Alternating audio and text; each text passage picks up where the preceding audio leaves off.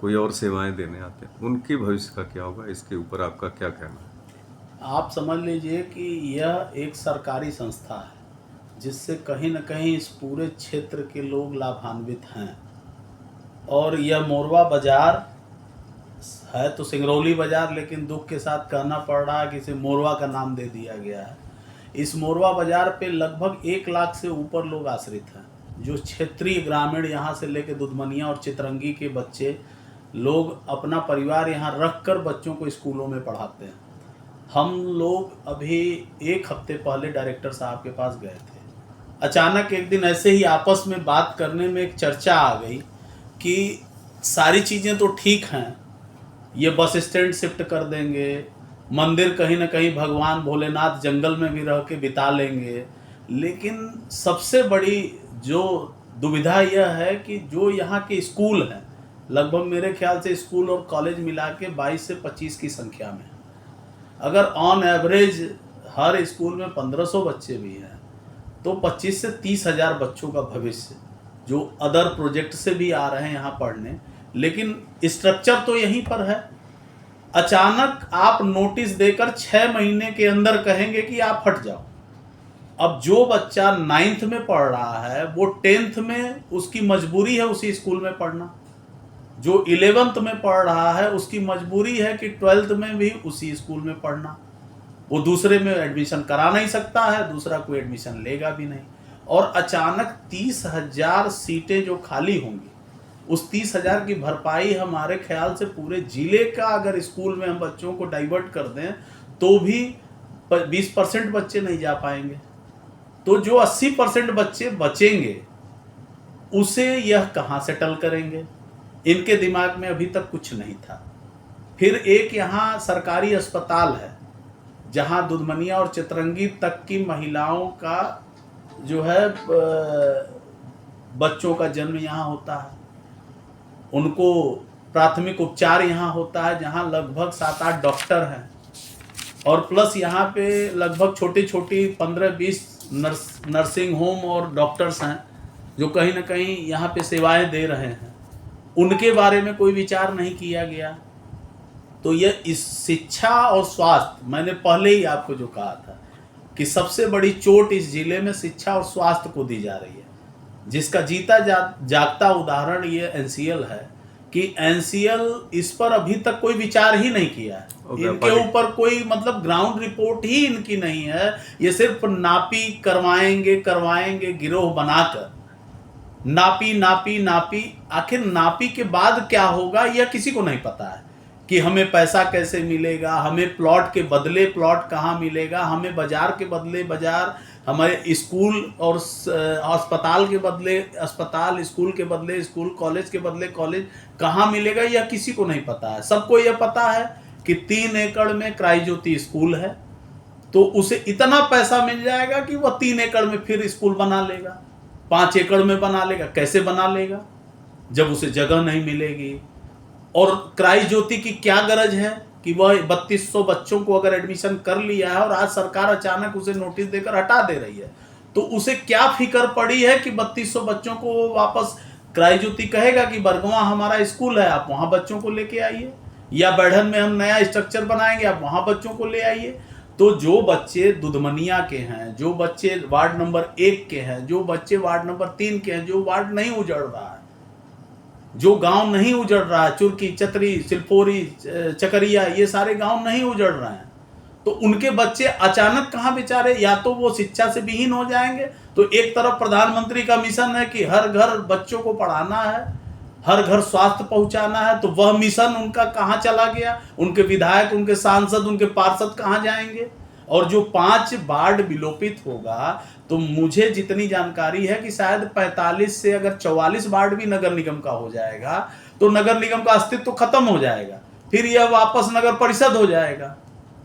तो आप ये बताइए कि पूरा देश आगे बढ़ रहा है, लोग गांव से तहसील, तहसील से जिला, जिले से बड़े शहर जा रहे हैं, और हमें एक तहसील नुमा शहर जो 3 पीढ़ियों से अपने अस्तित्व को जूझ रहा है, उसे वापस गांव की तरफ ढकेलने का प्रयास किया जा रहा है। तो हमारा तो सारा सिस्टम ही हिला दिया जा रहा है। और उसकी कीमत हमें मात्र 18 लाख रुपए देकर और हमारे मकान का पैसा देकर हटा दिया जाएगा। तो आज अगर आप मान लीजिए कि आप एक व्यवसायी हैं और अचानक आपके व्यवसाय की कीमत आपको देकर और बेघर कर दिया जाए तो 24 घंटे में आप खाली कर दीजिए, तो आप पैसा भी कहां रखेंगे? पैसे को फिर हम पीछे 4 डकैत लगा देंगे, वो पैसा लूट लेगा, तो पैसा भी खत्म हो जाएगा। बैंक में रखेंगे तो अचानक बैंक घोषणा कर देगा 8 बजे रात को आकर कि यह पैसा सरकारी घोषित होता है, तो आपका पैसा भी खत्म हो जाएगा। तो आप जो है घर से भी जाएंगे और पैसे से भी जाएंगे। तो सोच लीजिए कि उस मंजर को कोई कल्पना नहीं कर पा रहा है।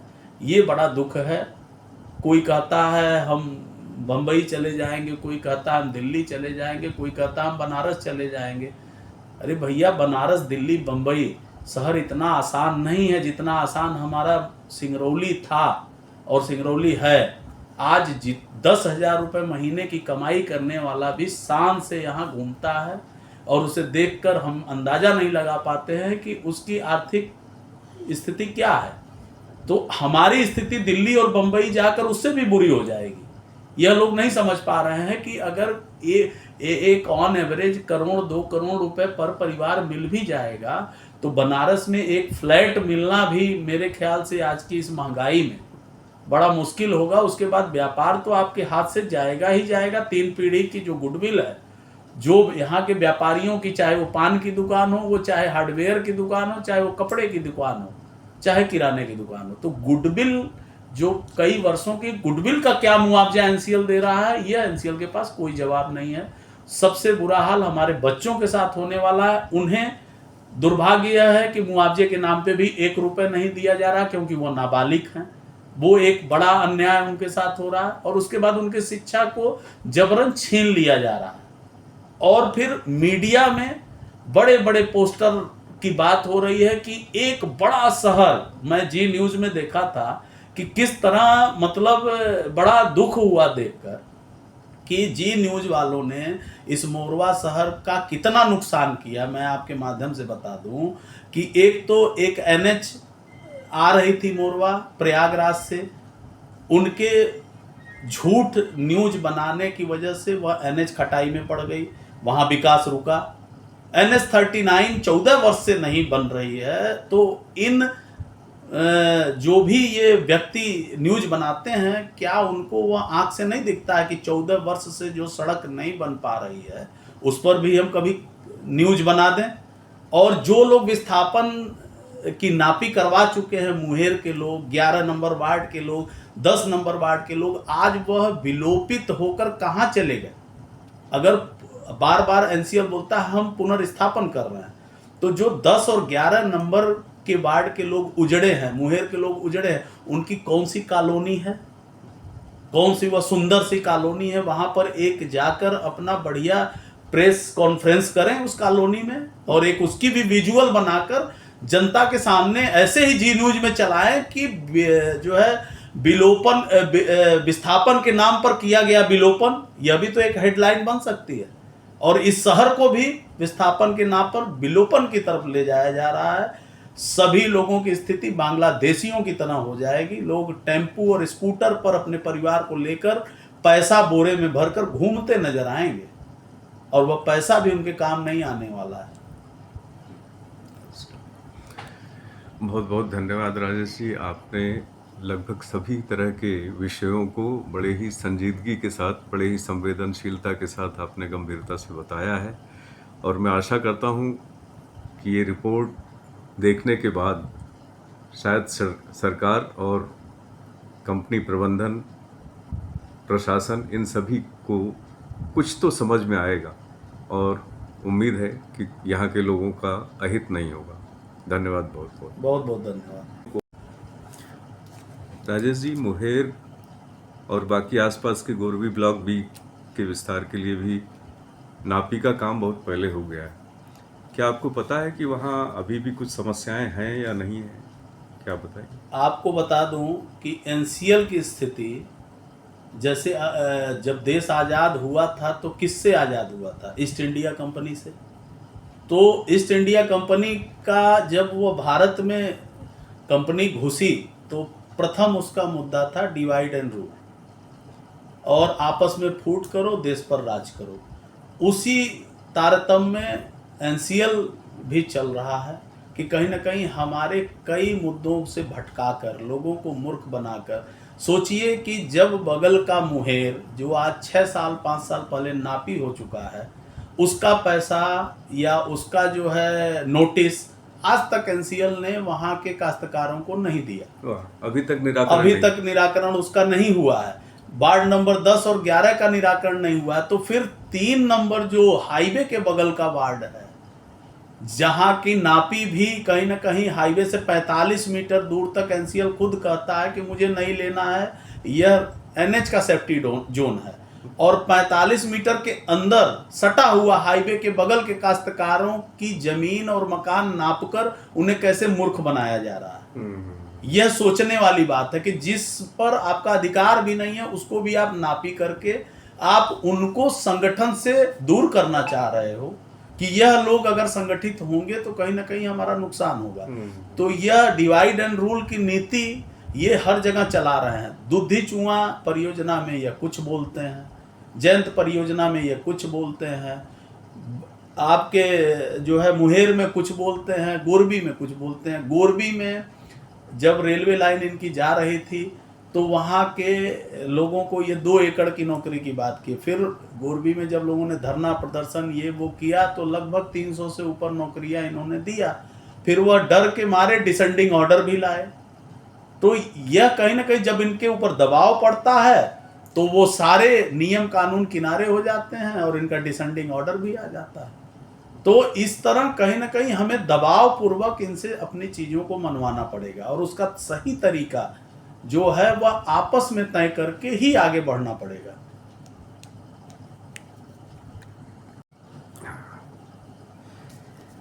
अभी हाल फिलहाल 300 रुपया प्रति टन एनसीएल ने कोयले का रेट बढ़ा दिया है। उस पर कोई विशेष तरह का कोई सेस लगाया, जो भी लगाया हो, इसके विषय में आपका क्या कहना है? ये समझ लीजिए कि किस तरह एक तरफ तो यहाँ के लोगों को विस्थापन का दर्द देकर परेशान किया जा रहा है, और दूसरी तरफ यहाँ के जो लोकल व्यापार हैं, जो कहीं ना कहीं कोयले का ट्रेडिंग लोग कोयला खरीद के इनसे करते हैं, लोग यहाँ डंपर चलाते हैं, गाड़ियाँ चलाते हैं। यहाँ का मतलब 60% आबादी इनके व्यापार में लगा हुआ है। आज उनके व्यापार को भी खत्म करने का पूरा प्रयास एनसीएल कर रहा है। एक तो हर जगह जहाँ सीएचपी नहीं होना चाहिए वहाँ भी सीएचपी बनाया जा रहा है, जिसकी वजह से रोड ट्रांसपोर्ट में कमी आई है। तो वो एक तरफ कहा जा रहा है कि पॉल्यूशन मुक्त क्षेत्र बनाना है, तो कोयले की ट्रांसपोर्टिंग कम की जा रही है, उधर राख की ट्रांसपोर्टिंग उससे ज़्यादा प्रचुर मात्रा में बढ़ाई जा रही है। जो डेवलपमेंट इनको राख की साइडिंग में करना चाहिए वो डेवलपमेंट ये कोयले की साइडिंग में करने में लगे हुए हैं। जहां अगर कोई इनकी माइंस 5 मिलियन टन पर एनम की है, वहां 10-10, 15-15 मिलियन टन के सीएचपी लगा के इतना बड़ा भ्रष्टाचार ये कर रहे हैं। यह आम आदमी के समझ के परे की चीज़ है कि अगर हमारे पास सुविधाएं 5 मिलियन टन का प्रोडक्शन ही है हमारा, तो हम उसको 25 मिलियन टन का इंफ्रास्ट्रक्चर बनाकर भारत सरकार के पैसे का दोहन कर रहे हैं। क्योंकि जब सीएचपी कोई लगती है तो उसमें उनके छोटे से बड़े कर्मचारियों का सबका भ्रष्टाचार उसमें समाहित होता है। सीएचपी के माध्यम से ये अच्छे कोयले को भी बुरा करके और बुरे कोयले को अच्छा बनाकर व्यापारी को दे देते हैं। जो बार बार कहा जाता है कि आखिर इतनी राख कहाँ से जनरेट हो रही है, तो ये ओबी को कोयले में मिलाकर कहीं ना कहीं पावर कंपनियों को देते हैं, जो एक बहुत बड़े भ्रष्टाचार का रूप है। तो चूंकि हमारा व्यापार है इसलिए मुझे इनके बारे में पता है कि ये क्या क्या कारनामे करते हैं, वह दूसरा मैटर है। लेकिन जो 300 रुपये टन ये बढ़ाए, ये आपको बता दें कि बहुत बड़ा संशय का एक मामला है कि हमें एक दूसरी दुकान खोलनी है, इनको दूसरी खदान खोलनी थी, तो ग्राहक से ही पैसा लेकर हम दुकान खोलेंगे, ये कहाँ तक उचित है? उसका लोड हम ग्राहक पर दे रहे हैं। अगर खदान इन्हें दूसरी खोलनी थी तो यह भारत की कोई आखिरी खदान नहीं है, अभी बगल में ही लगभग 37 से 38 खदान आपके जो भी बेल्ट हैं बगल में, जहाँ एपीएमडीसी की माइंस चल रही है, हिंडाल्को की माइंस चल रही है, ये पूरा सरई बेल्ट, झारा बेल्ट, जेपी वाला बेल्ट, निगरी बेल्ट, ये पूरा 37-38 माइंस यहाँ आनी है। तो अगर यह चाहते तो कम से कम उसमें 10 से 15 खदान नॉर्दर्न कोलफील्ड लिमिटेड का खुलता, लेकिन वहां भी सरकार का बहुत बड़ा भ्रष्टाचार है।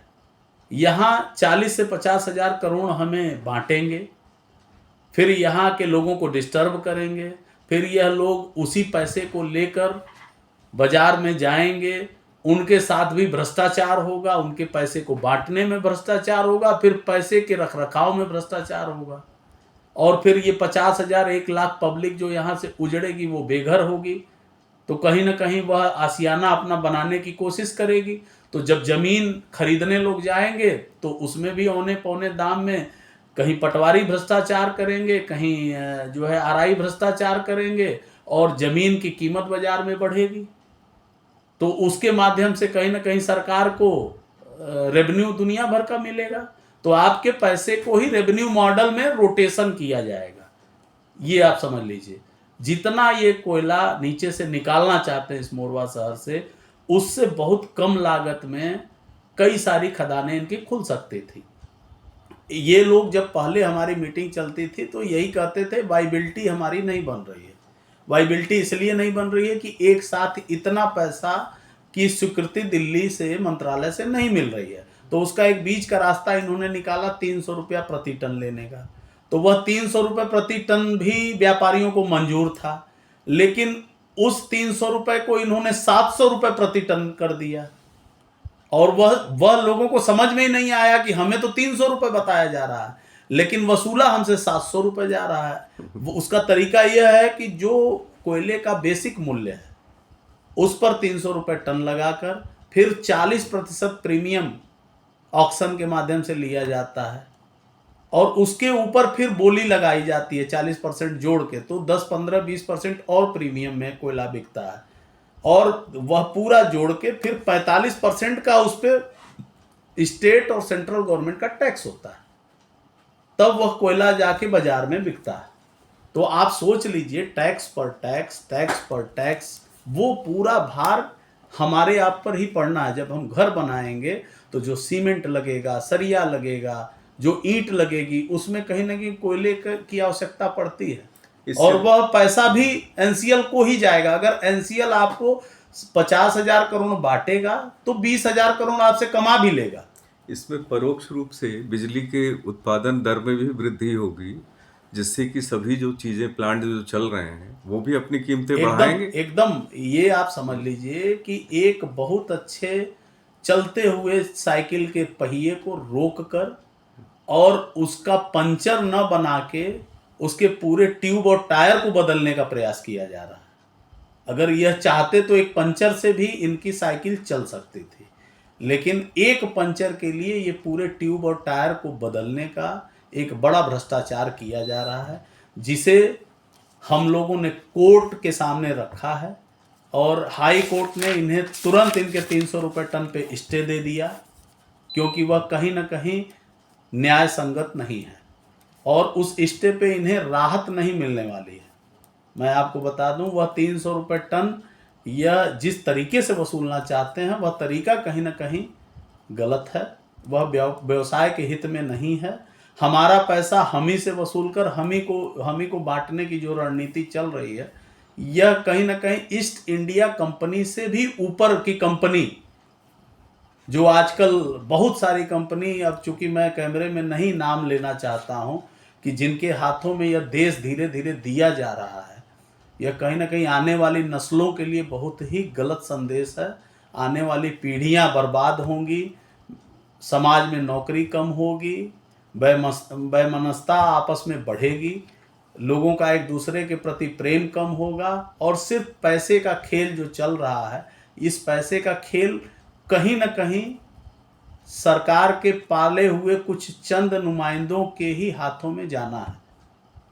पैसा हमारे खाते में जरूर आएगा, लेकिन वह घूम फिर कर आज के समय में जो टैक्स का लोड है हर व्यक्ति पे, हर ट्रांजैक्शन पे 35 से 40% सरकार को पैसा सीधा जाता है, और आपका करोड़ों रुपए का पैसा जो बैंक में आएगा वह फिर करोड़ों रुपए वापस सरकार को चला जाएगा, और हम आप आपस में फूट करके लड़ाई करते रह जाएंगे।